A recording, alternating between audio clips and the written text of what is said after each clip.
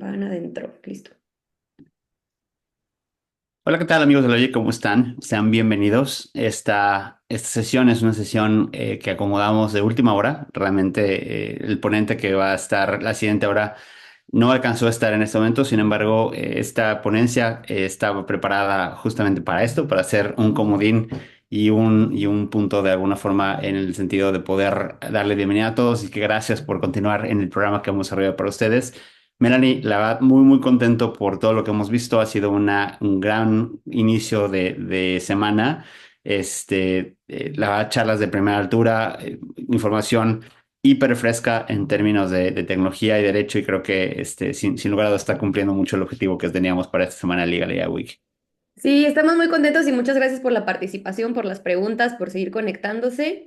Ya los siguientes días son un poquito ya más dedicados a derecho, también esta presentación lo está. Entonces hoy es un poco para entender en qué estamos, por si dicen, bueno, esto que tiene que ver con derecho ya lo veremos todos los siguientes días. Y bueno, hoy te tenemos como ponente. Y Ricardo, ya te conocíamos a ti como abogado en propiedad intelectual, aquí has estado como host innumerables veces en Logic, pero no te conocemos como de este lado del conocimiento sobre la inteligencia artificial. Me gustaría que nos platicaras un poquito sobre el background que tienes acerca de este tema. Sé que justo hoy diste otra ponencia, entonces platícanos un poquito. Sí, gracias, Mel. A ver, sí, creo que si algo ha habido últimamente es expertos en IA y creo que abundan y cada vez vemos que en LinkedIn hay más expertos en AI. Entonces, quiero un poquito desmarcarme de eso porque no es mi intención. La realidad es que me vine a Estados Unidos hace ya 4 años a estudiar desarrollo de software, en Silicon Valley, y he tratado de estar lo más cercano a la fuente de donde salen todas estas cosas que están ocurriendo. Para mí, definitivamente es algo que me apasiona y obviamente poder estar viendo cómo estas dos pasiones que se unen, por un lado tecnología y la IA, y por otro lado también todo lo que tiene que ver con derecho, me apasiona, ¿no? Entonces, obviamente han salido una cantidad importante de temas, de los cuales tengo una reflexión personal, evidentemente, siempre sustentada en estudio y de alguna manera, una perspectiva de lo que ha sido la práctica legal en estos años. Y evidentemente, bueno, lo que quiero es sumar un poquito a la conversación, es un punto de vista mucho más orientado. No soy, digamos que no voy a buscar ser purista de los derechos de autor, ni tampoco meterme en pláticas o en debates bizantinos, porque al final del día creo que lo que buscamos es justamente esto, un pensamiento que pueda ser un poquito disruptivo, que nos pueda ayudar a tener digamos que una perspectiva diferente. Entonces, bueno, gracias qué bueno que se abrió el espacio. La verdad es que no tenía contemplado preparar o presentar hoy, pero a la apertura del espacio, tengo esta presentación preparada que justamente la vi hace una media hora, una hora. Así que con muchísimo gusto la repito, porque al final del día del foro lo hicimos para ustedes y yo encantado de la vida de poderlo compartir. Así que, pues nos arrancamos. Perfecto. Pues bueno, la pregunta es si constituye el entrenamiento de modelos de IA una violación a los derechos de autor. Categóricamente, la respuesta es sí, sí es una violación a los derechos de autor con base a las normas que tenemos en este momento, ¿no? Y aquí podría concluir nuestra presentación. Gracias por su atención, pero no, vamos a llevarlo un poquito más allá. Si platicamos y consideramos que vamos a pensar en esta teoría del fair use, el uso justo, podríamos considerar, se ha platicado mucho acerca de esta teoría, podríamos considerar que existen casos de excepción en términos del fair use, y la respuesta es no, al menos en México no, porque el fair use en México no existe, ¿no? Digamos que para nada no es un tema que competa a nuestro país. Alguien diría, oye, no existe el fair use, pero existen los tres pasos de Berna. Entonces la IA, al no existir el fair use en México, podríamos contemplar la regla de los tres pasos de Berna, que se contempla en artículos 148 y 49 de la Ley Federal de Derechos de Autor. Y la respuesta es no. ¿Por qué? Porque el entrenamiento de los modelos de lenguaje de gran tamaño, o los LLMs, implica una reproducción masiva de las obras protegidas por el derecho de autor. Es decir, siempre que esto ocurre, vamos a copiar, vamos a tener un uso no autorizado para poder entrenar los modelos de lenguaje, y esto definitivamente no se ajusta a las excepciones contempladas en estos dos artículos. Entonces, quererlos encajar, creo que es como quererse poner una camisa de la prepa 15 años después, no te va a quedar, no es para eso, y definitivamente no estamos o estamos ante una circunstancia que no amerita o no está contemplada, al menos en nuestras leyes. Y bueno, quiero regresarme un poquito voy a poner esta analogía o voy a poner un poquito este parámetro para platicar y hablar acerca de cuando las cosas no encajan, ¿no? Yo estoy, como lo repito, estoy en Estados Unidos. La semana pasada tuvimos Thanksgiving y en un afán, un poquito creo que de nostalgia, quise hacer la receta de la abuela. Entonces, cuando haces la receta de la abuela, evidentemente una receta que tiene décadas en la familia, pues te das cuenta que pues las marcas donde se hacen las cosas ya no están, no existen. Algunos utensilios tampoco existen, no están disponibles. No, en mi cocina no tengo molinos o no tengo algunas cosas que actualmente las cocinas modernas tienen. Y evidentemente el hecho de que me pidiera precalentarlo no 20 minutos antes de meter lo que estaba preparando, pues tampoco hace sentido porque ya no son cosas que hacemos. Entonces, ¿qué pasa? Es decir, si tratamos de hacer recetas viejas a los tiempos modernos, pues lo único que tiene que hacer uno es improvisar, reconocer que no podemos replicar todo con exactitud, ¿no?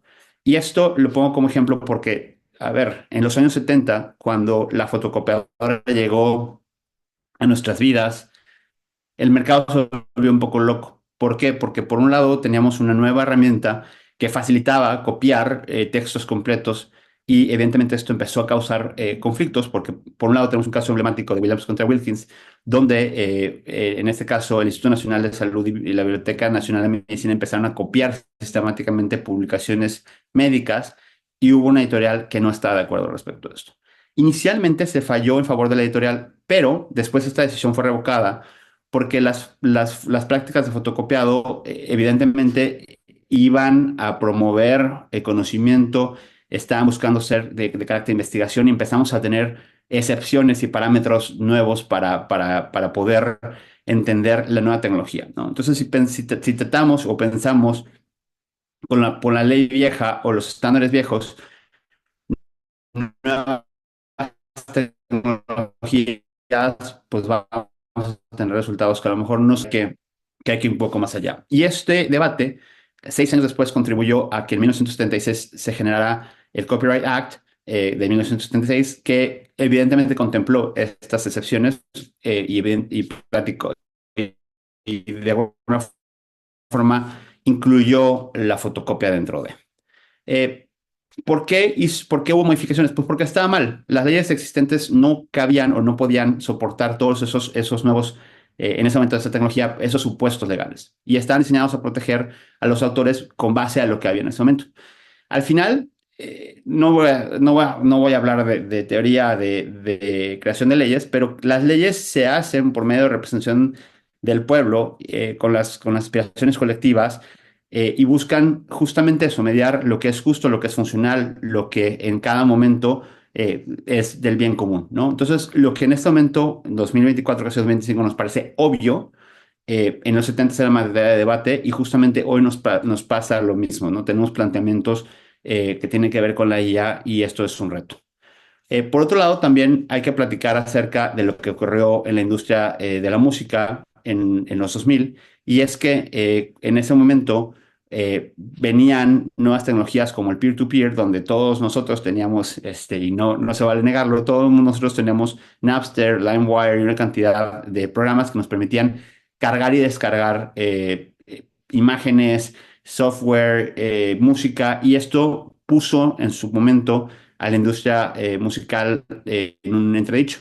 Evidentemente, este problema llegó a superarse cuando Spotify o Apple Music propusieron soluciones a esta industria y empezaron a ofrecer estos catálogos a través de sus propias plataformas, ¿no? Evidentemente, estos modelos de pago, que eran completamente novedosos, pusieron a los poderes fácticos, que en este caso eran las disqueras, los autores, los artistas, a negociar una forma diferente de poder hacer las cosas. Entonces, por un lado tenemos en 1970 fotocopiadoras y de pronto la ley que viene a reformar y a decir el nuevo estándar de cómo se hacen las cosas, o las propias industrias pueden empezar a intermediar por ellos mismos y decir, mira, vamos a ponernos de acuerdo porque esto tiene que cambiar, ¿no? Y al final del día, estas fueron las que pusieron de acuerdo y hubieron nuevas licencias, pago regalías, estructuras, licenciamiento novedosos. Ahora, la pregunta sería, bueno, pues ¿por qué no la hacemos igual, no? Si tenemos en este momento un problema de consumo de información y hay quien la están consumiendo, pues parece que funcionaría igual. Y la respuesta es no, porque no se puede, porque esto que tiene que ver con el entrenamiento de la IA no se parece en absolutamente nada a lo que hay en el pasado. Y les voy a explicar por qué. Voy a explorar tres puntos principales. Primero, cómo funciona el entrenamiento de un LLM. Segundo, la pregunta básica es, ¿a quién le pediste permiso para usar mi obra para entrenar tu modelo? Y tercero es, ¿qué pasa si el resultado de este entrenamiento me afecta directamente? Porque probablemente vaya a haber quienes puedan tener una afectación directa y vaya a haber quienes no. Entonces, no es lo mismo, digamos que no podemos medir igual a quienes tienen una afectación directa que a quienes no. Ahora, vamos a la primera pregunta que es, ¿cómo funciona el entrenamiento de un LLM? Y para esto tenemos que un poquito situarnos en cómo funcionan estos LLMs y hay tres, digamos que en estos últimos 20 años se han desarrollado como tres formas diferentes de cómo entendemos a los LLMs. El Machine Learning, el Deep Learning y los Foundation Models, que son los que están empezando a generar estos problemas. El primero es el Machine Learning, que es lo más básico es nuestro Netflix. Son una rama de la IA que solamente son para una sola función. En este caso, un sistema de recomendación de Netflix puede ser un ejemplo. Un filtro de spam es un ejemplo. Una detección de transacciones fraudulentas es un ejemplo. Y están justamente o indicadamente para una sola función. Después, el Deep Learning es un sistema mucho más complejo, digamos que ya se conectan más neuronas, tiene como una forma de emular el cerebro humano y estos ejemplos son más dedicados, por ejemplo, al reconocimiento facial en teléfonos, a los asistentes de voz como Siri o Alexa o a los sistemas de traducción automática como Google. Pero igual nos damos cuenta, y yo odio a Alexa y yo odio a Siri, que estos sistemas son muy limitados. Lo que nos llegó a sorprender realmente son estos foundation models y evidentemente esto nos impacta a partir de 2022, finales de 2022, cuando tenemos de alguna forma el primer contacto con ChatGPT 3.5, que nos da esta sorpresa y decimos, wow, esto sí está alucinante. Ahora, ¿estos modelos cuáles son? Es GPT-4 con OpenAI, que en este caso ChatGPT usa GPT-4, es Palm 2 de Google, que se usa antes Bard, ahora Gemini, es Claude 3 de Anthropic, que usa para Claude, o es Llama, en este caso 2 o 3, que se usa directamente con Meta, ¿va? Entonces, si hacemos esta analogía, tomando en consideración la receta de mi abuela y la cocina, pues digamos que el Machine Learning será como un pelador de papas, el Deep Learning será como una multilicuadora donde le podemos poner diferentes formas de hacer un batido o simplemente revolver cosas y la Thermomix sería más como un Foundation Model, es decir, mucho más capaz, mucho más inteligente y completo. Espero que la analogía les sirva un poquito para ponerlo en contexto. Ahora, vamos así a hablar cómo funciona el entrenamiento, ¿no? Y dónde están estos problemas que empezamos a tener. Número uno, la recolección de información. En este caso, se trata de reunir grandes volúmenes de datos. Y por grandes, ahorita voy a darles la dimensión porque generalmente creo que no se dimensiona de forma correcta lo que significa recolección de información. Estamos ante la mayor recolección de información de la historia y el problema es que no está siendo suficiente. Después hay que hacer una regresión y limpieza porque no toda la data es igual de valiosa.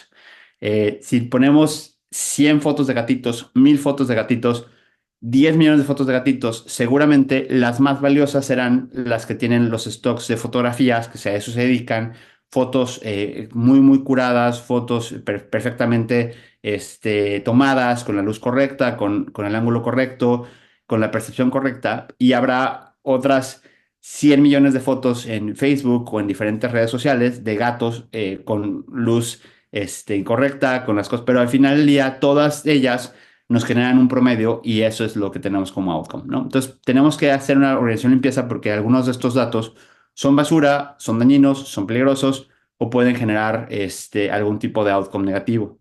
Después viene la parte del pre-training o aprendizaje básico, donde toda esta información o el modelo procesa esta información preparada para identificar estos patrones y conexiones. Y luego lo que hace el modelo, viene una parte de especialización o que se conoce como fine-tuning, donde este aprendizaje básico se refina para hacer tareas específicas, ¿no? Y a partir de ahí podemos la puesta en marcha o deployment, donde pondremos a prueba si el modelo realmente nos está respondiendo y a partir de acá vendrán algunas cuestiones de temperatura, cosas que puede o no puede hacer la IA, etc., ¿no? Pero evidentemente partimos de recolección de información y aquí el problema, de información de quién, de dónde, qué hiciste o a quién le pediste permiso para recibir esa información y vamos justamente a la fuente.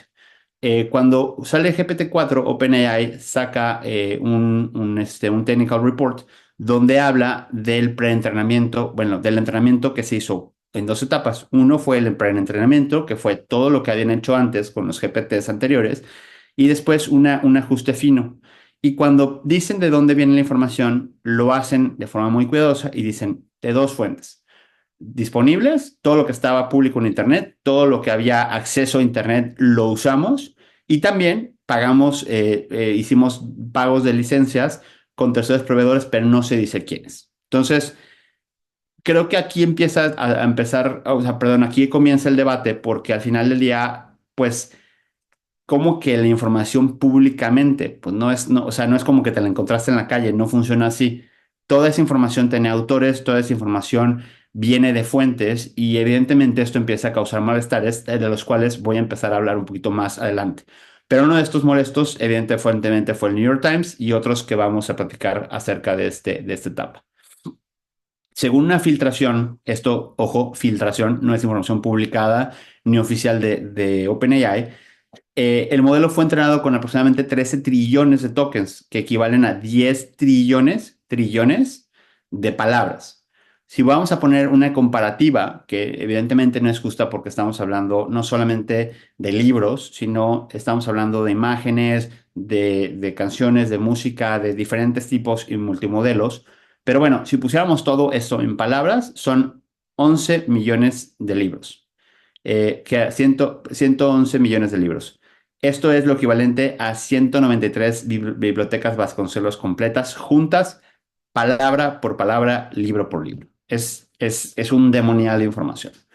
Y si les parece exagerado o si les parece que a lo mejor esto no es, digo, porque está hablando de información filtrada, pero información oficial del AMA 3 de Meta nos dice que ellos entrenaron con 15 trillones de tokens, es decir, 3 trillones de tokens más que OpenAI. Entonces, no, digamos que no suena tan falsa la información y estamos hablando de una cantidad importantísima de información. Ahora, si nos parece mucho, pues el gran desafío que tenemos es que, de acuerdo a Stanford AI Index, que se publicó por ahí de julio de este año, nos dicen que nos estamos quedando sin datos de entrenamiento. Y vuelvo al mismo punto. El problema no es que le haya información, sino que sea información de calidad. Y es que, de acuerdo a este reporte, prácticamente para finales de 2026 nos vamos a quedar sin o vamos a agotar los stocks de datos lingüísticos de alta calidad. Si queremos que nuestra IA tenga casi un posgrado y que sea una IA que pueda generar la singularidad, pues no se le puede alimentar de cualquier información. No toda la información sirve. Es decir, hay que ser curados y hay que ser inteligentes en la forma en la cual nosotros alimentamos esta base de datos, porque de otra forma, pues vamos a obtener basura, ¿no? Entonces, por lo tanto, el crecimiento es insostenible y estamos empezando a tener como un plató en este aspecto, porque es de dónde saco más información, cómo hago para que la IA pueda llegar a ser esta IA general que estamos buscando, esta singularidad, si de pronto ya me quedé sin información de darle de comer. Entonces, evidentemente se están planteando estas preguntas y al final del día seguimos sin resolver qué pasa con nuestros derechos de autor, de los cuales esta conversación tomó inicio. Entonces, por un lado, tenemos un trepidante crecimiento de la IA y la tecnología, es decir, esto se vuelve relevante porque es una carrera a la singularidad. Los países ya lo están tomando como no solamente como un tema de industrias o de tecnología, sino incluso de seguridad nacional. Y por esto es que se dice que organizaciones dentro del gobierno de Estados Unidos manifiestan como un proyecto Manhattan de la IA el hecho de que primero llegue a Estados Unidos a la IA general que cualquier otro país, ¿no? Particularmente China es la competencia directa. Entonces, por un lado, y vuelvo al punto, tenemos a los autores un poquito molestos y sentidos porque usaron su derecho de autor, pero por otro lado tienes una competencia internacional que pone en riesgo la seguridad nacional, por lo cual evidentemente de alguna forma los intereses están bastante claros en dónde están las cosas. Ahora, justo es el US China Economic and Security Review Commission que dice que recomienda fuertemente el hecho de poner como prioridad apoyar, impulsar que el gobierno de Estados Unidos y Estados Unidos llegue primero que otros países a esta singularidad, a esta inteligencia general, ¿no? Ahora, vamos a estos casos paradigmáticos, algunos que están to be determined, que apenas se están desarrollando, y otros que de alguna forma tienen más que ver cómo se pusieron de acuerdo. El primero es Getty Images contra Stability AI, y quien sea que se haya dedicado a propiedad intelectual, alguna vez espero que les haya llegado algún asunto donde alguno de sus clientes les llega con una carta donde Getty Images no solamente pide un cease and desist, sino te dice, mira, ya me debes estos cientos de miles de pesos o decenas de miles de dólares porque tu imagen apareció tantas miles de ocasiones en esta publicación sin mi autorización en ese tamaño con esta edición, ¿no? Evidentemente, pues obviamente si tú me dices qué prefieres, pagarle a Getty Images o a un stock de fotografía por una imagen o hacerla yo en Midjourney, tal como la necesito, sin tener el riesgo de que me demanden, pues evidentemente me voy a ir a Midjourney. Que eso es otra conversión respecto al tema de derechos de autor. Pero aún así, estamos en un predicamento porque evidentemente Getty Images está bastante molesto y todos, si fuéramos Getty Images, lo estaríamos, porque tu IA, que me está afectando directamente y que está haciendo que el consumidor final ya no me compre, le entrenaste con mis imágenes. Entonces, obviamente, este asunto se fue a la Corte Superior de Inglaterra. Como les comento, se espera que el juicio esté llevándose a cabo en el verano de 2025 y esta resolución definitivamente sentará un precedente en el tema de la IA y los derechos de autor, porque veremos fallos que empiezan a determinar el futuro de la misma. Entonces, por un lado, Stability AI intentó desestimar los aspectos de la demanda, unas cuestiones de forma y otras cuestiones de fondo. Al final, me parece que la defensa de Stability AI está bastante endeble, pero bueno, este es uno de los casos interesantes de scrapeo y de reclamos en este sentido. La segunda y más conocido es el caso de New York Times, y es que primero o públicamente OpenAI en 2022 dice que ellos usaron o el entrenamiento de sus modelos vienen prácticamente de todo el texto de Internet. Y a partir de aquí empezamos a tener chunks, información completa que venía o estaba prácticamente citando o venía directamente de New York Times. Y ellos se dan cuenta y empiezan a platicar con ellos en el sentido de decir, oye, vámonos poniendo de acuerdo. No llegan a un acuerdo, seguramente la cifra que pedía New York Times no correspondía a lo que OpenAI está dispuesto a pagar. Y a partir de este año tenemos esta demanda en la cual,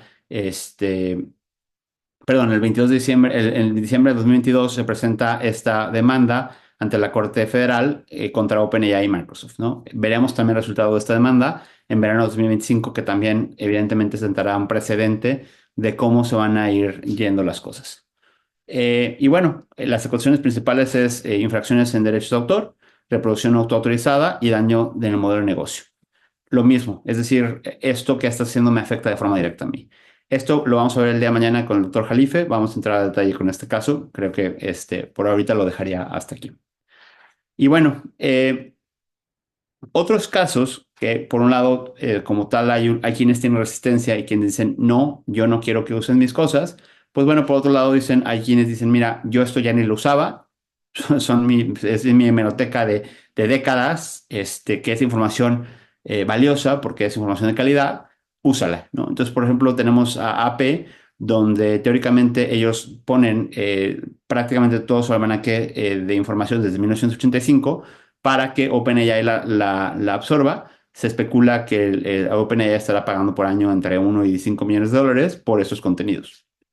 Y otros que se han sumado a este tipo de acuerdos son News Corp, Financial Times, Reddit, Associated Press, como ya comentamos, Axel Springers, Dotdash, Le Monde y Prisa Media, que quienes están poniendo sus contenidos, que como dijimos son contenidos de calidad al servicio, en este caso, de los modelos de negocio, pero de los modelos de lenguaje.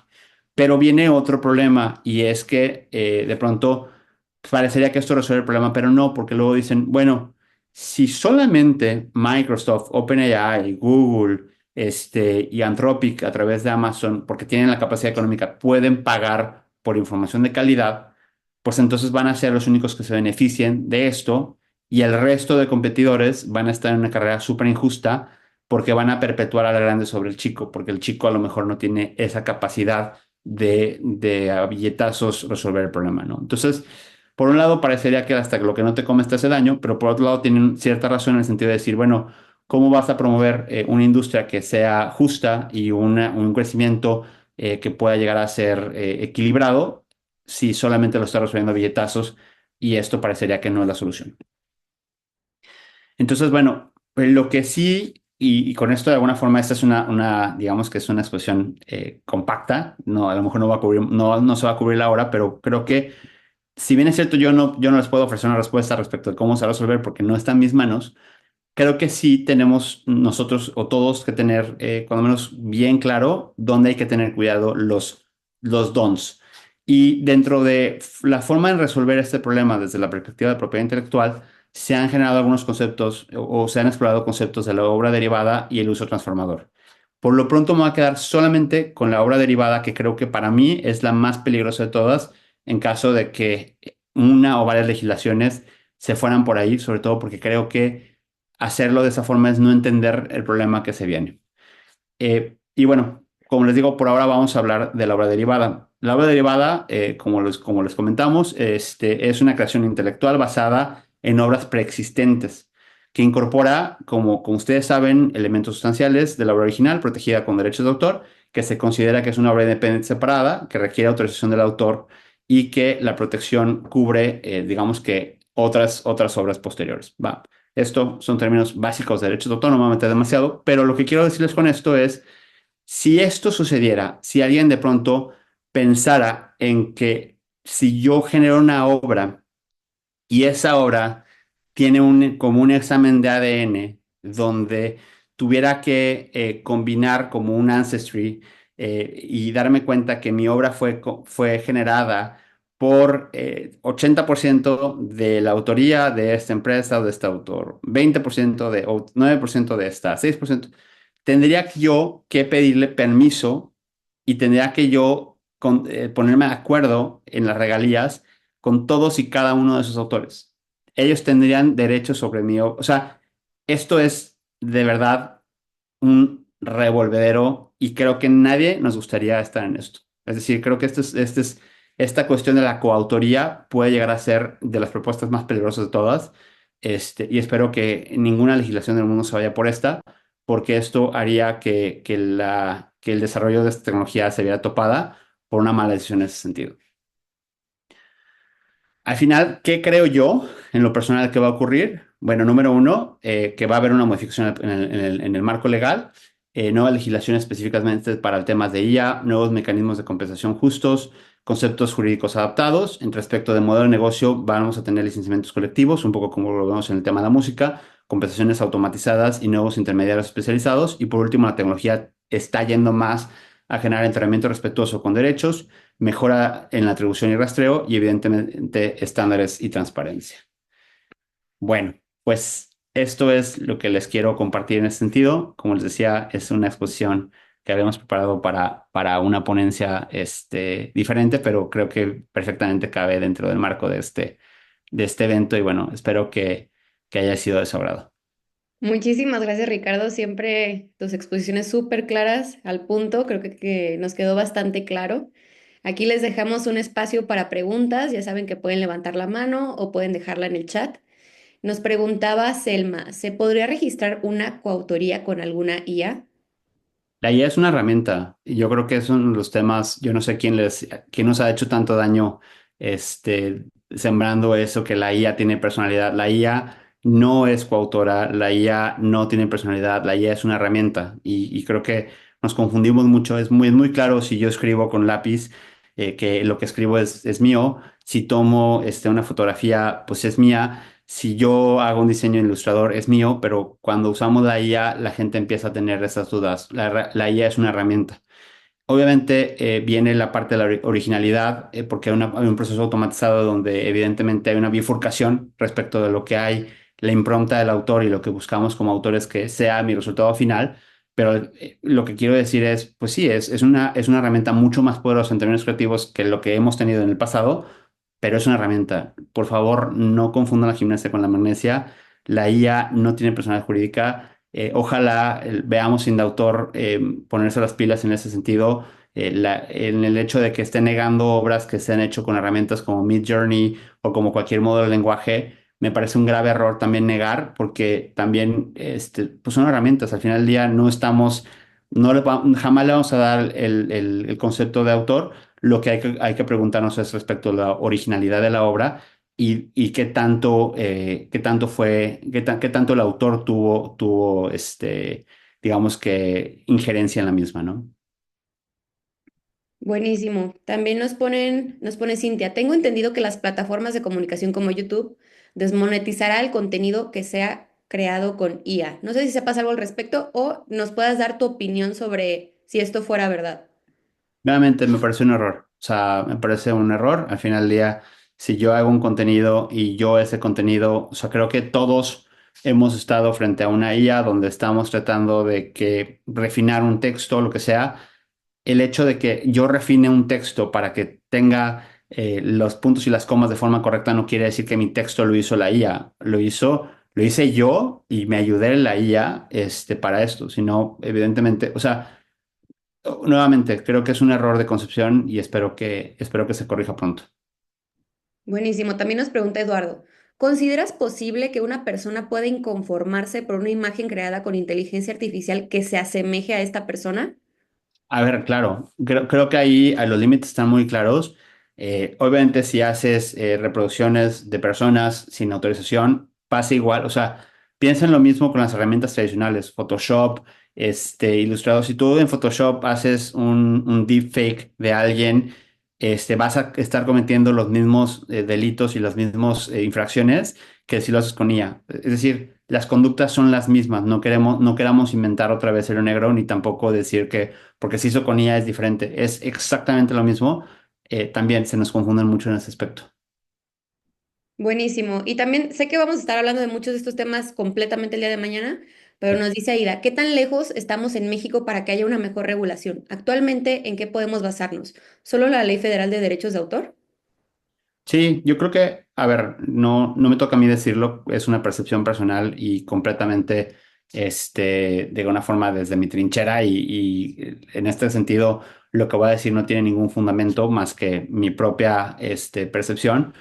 Por un lado tenemos Estados Unidos que siempre es un poco regular después, digamos que tapar el pozo una vez que se cayó el niño, y por otro lado tenemos a la Unión Europea mucho más pujante por generar legislación que evite que el niño se caiga al pozo, ¿no? Entonces, son dos corrientes de formas de hacer derecho de manera muy diferente que al final del día terminan como un poquito uniéndose o un poquito teniendo repercusión porque creo que Estados Unidos es el gran mercado del mundo y el segundo gran mercado del mundo es Europa como continente, es decir, casi es como un país. Entonces, cualquier empresa que vea a Europa como un consumidor va a terminar adaptando pues, su forma de hacer las cosas a lo que la legislación europea diga, ¿no? Entonces terminamos por homogeneizar todo. Yo creo que México va a terminar por esperar a ver qué hacen los demás países y después legislar. Al final ya tenemos que ser armónicos respecto a eso, pero también tenemos como comparación cripto. Cripto ha sido un tema difícil, ¿no? O sea, realmente sigue siendo, cada país se las arregla solo. Creo que el tema de ella no debe ser así. Muchas gracias. También nos pregunta Eduardo, ¿la capacidad de la IA para recopilar, analizar e interpretar un gran volumen de datos surgen importantes preocupaciones respecto a la privacidad? ¿Se puede ver vulnerada la privacidad? También tendremos una sesión completa de esa, pero nos gustaría escuchar Y tu yo creo que opinión. ese es otro debate. Yo creo que definitivamente es otro debate. Al final del día es una licuadora que lo que busca es encontrar parámetros de cosas que están ahí, de alguna forma entender la media, pero no me toca a mí hablar de privacidad. Tenemos grandes expertos de privacidad, así que me parece que está fuera de mi ámbito de competencia. Muy bien, no se preocupen que eso lo vemos el viernes. Y ya la última, respecto a esta pregunta anterior que te hacían sobre inconformarse por el uso de tu imagen, nos decían, pero no ser un deepfake, sino como un tema de que la imagen creada con indicaciones genéricas seguiría siendo igual si esa imagen fuera parecida a mí. Yo creo que si te genera una molestia, estás en capacidad de poder presentar las acciones legales correspondientes, ¿no? O sea, es creo que igual que cualquier, o sea, que cualquier otra herramienta. Al final del día, si reproduces algo y alguien se siente conforme y pues evidentemente puede generar una litis, ¿no? O sea, ya ahí creo que cada caso o sea, no me puedo meter a cada caso, cada supuesto. Buenísimo. Pues esas serían las preguntas para el día de hoy, así que aquí dejamos esta sesión. Te agradezco muchísimo todo este material que nos preparaste, todo el conocimiento compartido. Siempre es un honor compartir cámara contigo. Muchas gracias a todos por conectarse. Aquí ya te están felicitando. Y Gracias. pues muchísimas gracias. Nos vemos en la siguiente hora a las 2 con Cici de la Peña. Vamos a estar hablando de el futuro de la identidad digital y las pets. Entonces no dejen de conectarse. Perfecto. Gracias. Muchas gracias a ti. Hasta luego.